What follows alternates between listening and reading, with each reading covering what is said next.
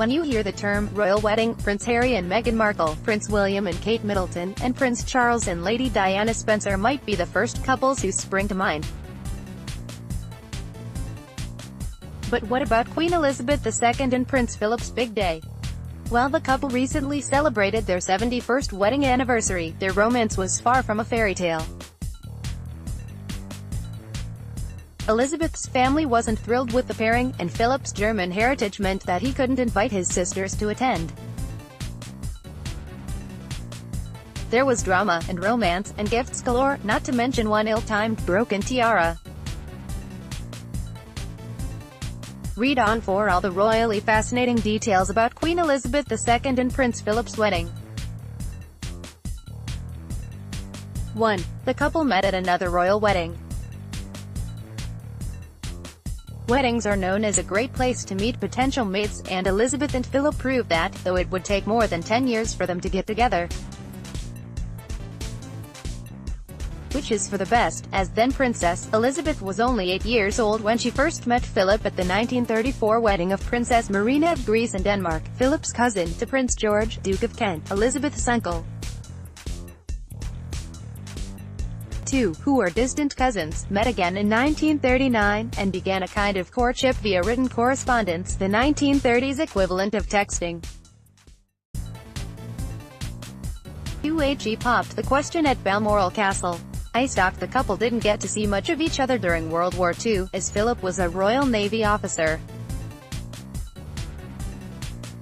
In 1946, Philip was back in London and a regular visitor to Buckingham Palace. That same year, while spending a month at Balmoral Castle in Scotland, Philip proposed to Elizabeth, who happily, and immediately, accepted. 3. They kept their engagement a secret for a while. AFP, Getty Images. While Elizabeth was quick to accept Philip's marriage proposal, that's not the way that royal marriages work. Elizabeth's parents, her father, the king, in particular, should have been consulted. When he learned of his daughter's plans, he agreed to let the marriage go forward, but only if the couple waited until after her 21st birthday to announce their engagement. They agreed. On July 9, 1947, the official public announcement was made, and the couple tied the knot on November 20, 1947, just over 4 months later. For Elizabeth's father was not thrilled about her choice of mate. Getty Images. Though they eventually came around, Elizabeth's parents were not overjoyed by her relationship with Philip. Despite Philip's British background and his fine war record, George VI was deeply worried about how British opinion, particularly its left wing, would take to a Greek prince as the husband of the heiress presumptive, according to a 1957 article in Time magazine. There was also something about his daughter's fresh young man with his loud, boisterous laugh and his blunt, seagoing manners that irritated the gentle king. Besides, the fellow couldn't shoot. Shooting prowess aside, it was obvious that Elizabeth had no plans of backing down, or out. At the king's request, Lord Louis Mountbatten, Philip's uncle, began quietly sussing out what the public's opinion of the match might be. When a poll in the Sunday Pictorial, now the Sunday Mirror, showed that 64% of its readership was rooting for the couple, Elizabeth finally got her way. It's worth noting that those in the direct line of succession to the throne must receive permission to marry from the reigning monarch. So if Elizabeth and Philip had not received her dad's blessing, their love story could have had a much different ending. 5. They were told to keep it low-key. Reg Speller, Fox Photos, Getty Images. Given that the country was just emerging from World War II, many political insiders took it upon themselves to warn King George VI that it was important for the morale of England that the young couple keep it simple. According to David Kynaston's Austerity Britain, 1945 to 1951, the king was told that any banqueting and display at your daughter's wedding will be an insult to the British people at the present time, and we would consider that you would be well advised to order a very quiet wedding in keeping with the times. 6. Her wedding dress was inspired by a famous Botticelli painting. Sir Norman Hartnell had the honor of designing Princess Elizabeth's wedding gown, and he took his inspiration from Primavera, a large panel, 15th-century work by famed Italian Renaissance painter Sandro Botticelli. Specifically, according to the Royal Trust collection, he believed that it symbolized rebirth and growth after the war. Hartnell's design for the dress was not approved until the middle of August, giving him less than 3 months to complete the dress, which was made of ivory silk and decked out with crystals and 10,000 carefully curated seed pearls. 7. She paid for her dress with ration coupons. Central Press, Getty Images. In the wake of World War II, severe rationing measures were in effect, which included clothing, and no exceptions were being made, not even for future queens. So Elizabeth, like so many other brides at the time, had to save up her ration cards in order to purchase the fabric required to create her dress. When the public caught wind of this, hundreds of people from around the country sent their own ration cards to the princess in order to pay for the material. While she appreciated the gesture, it would have been illegal for her to use them, so she had to return them all. 8. Philip designed the ring with his mother's diamonds. Though Philip Antrobus is the official jeweler responsible for the Queen's platinum engagement ring, Prince Philip had a prominent hand in its design.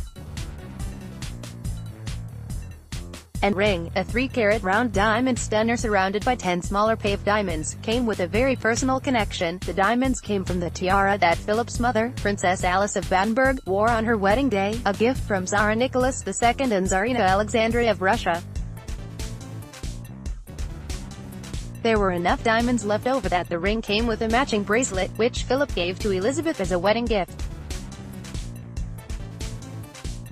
9. Elizabeth had a last-minute tiara malfunction. Peter McDermott, Getty Images. Speaking of tiaras, the one that Elizabeth wore on her wedding day belonged to her mother and was known as Queen Mary's fringe tiara. With its 47 distinctive diamond bars, it's perhaps one of the world's most famous tiaras. It was designed in 1919 by E. Wolfe, using the diamonds from a fringe necklace Mary had received as a wedding gift from Queen Victoria. Those royals sure do know how to recycle their fancy jewelry. It's a versatile piece, too. The fringe can be removed from the frame and worn as a necklace. That proved to be a bit of a blessing on Princess Elizabeth's wedding day when the frame of the tiara snapped as she was putting it on. Fortunately, the court jeweler was standing right there in case of just such an emergency. 10. Philip had 2 stag parties. Douglas Miller, Keystone, Getty Images. While the couple agreed to keep the ceremony itself as low-key as possible, Philip's stag party was another story.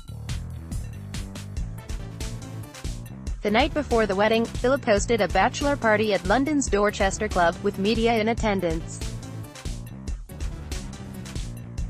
An eager press had been invited, but it was meant to observe the protocol of the day, which respected the privacy of the royals. Claire Stewart wrote in As Long as We Both Shall Eat, a history of wedding food and feasts. The prince's group must have been having some kind of fun, because eventually the flashbulbs of the journalists' cameras were torn off and stamped on the ground, with the groom's party moving on to the closed doors of the Belfry Club. 11. There were lots of title changes just before the ceremony.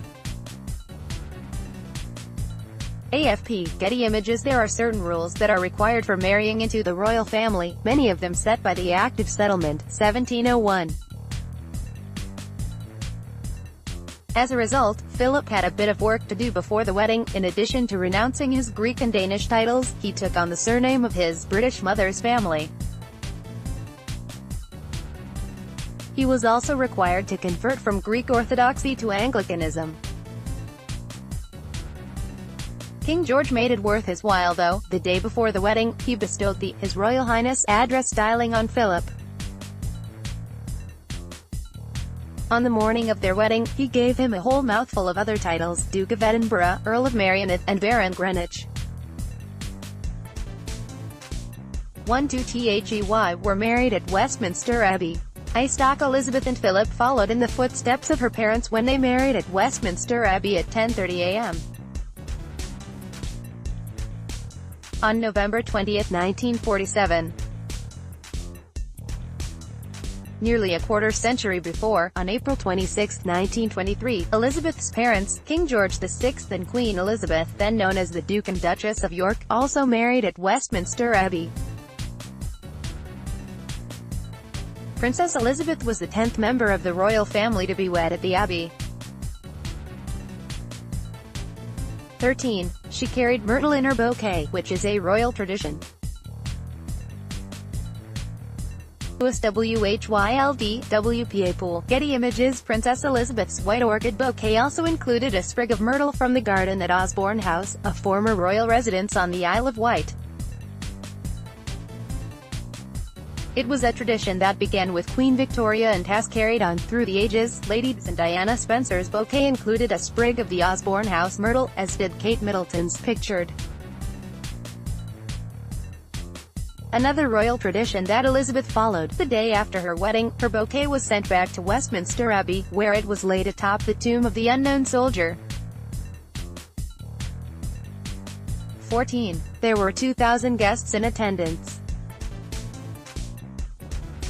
AFP, Getty Images. While they tried to keep the lavishness to a minimum, there were a few flowers or other shows of extravagance. The guest list was, in a word, enormous.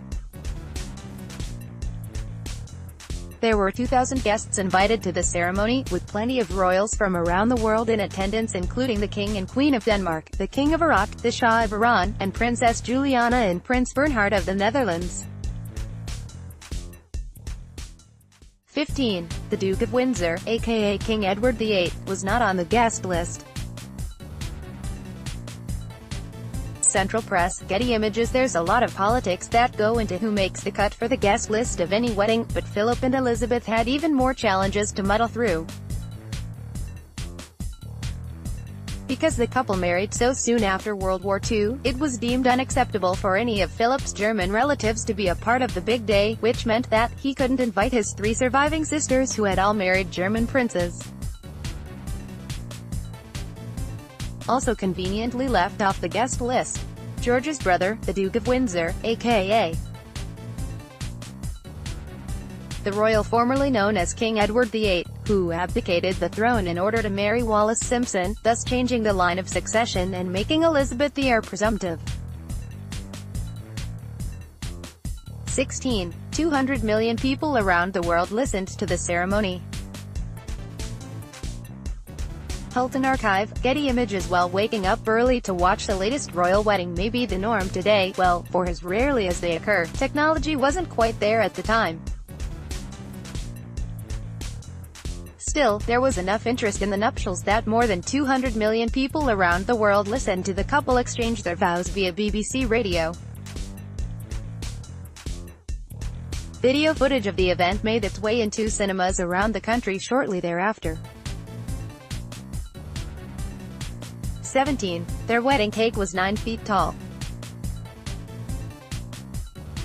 In keeping with royal tradition, Elizabeth and Philip's wedding cake was a fruitcake that earned the nickname, the 10,000-mile wedding cake, because its ingredients were sourced from around the world, including sugar from Australia's Girl Guides. That designation could have just as easily referred to the confection's height. The 4-tiered cake was 9 feet tall and weighed in at 500 pounds. It was decorated with the arms of both families and featured the monograms of both the bride and groom. In 2015, a 68-year-old slice of that very wedding cake sold for £500, about $750 at the time. 18THEY received a lot of gifts and well wishes. Central Press, Getty Images. Based on the number of gifts and well wishes the couple received, it seemed as if the whole world was excited about Elizabeth and Philip's union. The couple received 10,000 telegrams and more than 2,500 gifts from all around the world, including a piece of cotton lace from Mahatma Gandhi that he spun himself and had embroidered with the words, Jai Hind, Victory for India. A box of homegrown apples, 500 tins of pineapple, 2 dozen handbags, 12 bottles of sloe gin, and 131 pairs of nylon stockings were also among the wedding loot. 19THE gifts went on display, twice. Peter McDermott, Getty Images. Rather than keep the generosity of their well-wishers to themselves, Elizabeth and Philip showed off the bulk of the many wonderful wedding gifts they received to benefit charity. Between 1947 and 1948, more than 200,000 people came to St. James's Palace to view the royal wedding gifts. Some of these same gifts were showcased again in 2007, to commemorate the couple's diamond wedding anniversary, as part of the A Royal Wedding exhibition. 20. Elizabeth's dress was put on display, too. Then went on tour. AFP, Getty Images. Princess Elizabeth's iconic dress was also put on display for the public at St. James's Palace for curious fashionistas. So that it wasn't just Londoners who had a chance to get an up-close look at the frock, it then went on a royal tour across the UK with stops in Liverpool, Bristol, Nottingham, Manchester, Leeds, and Glasgow.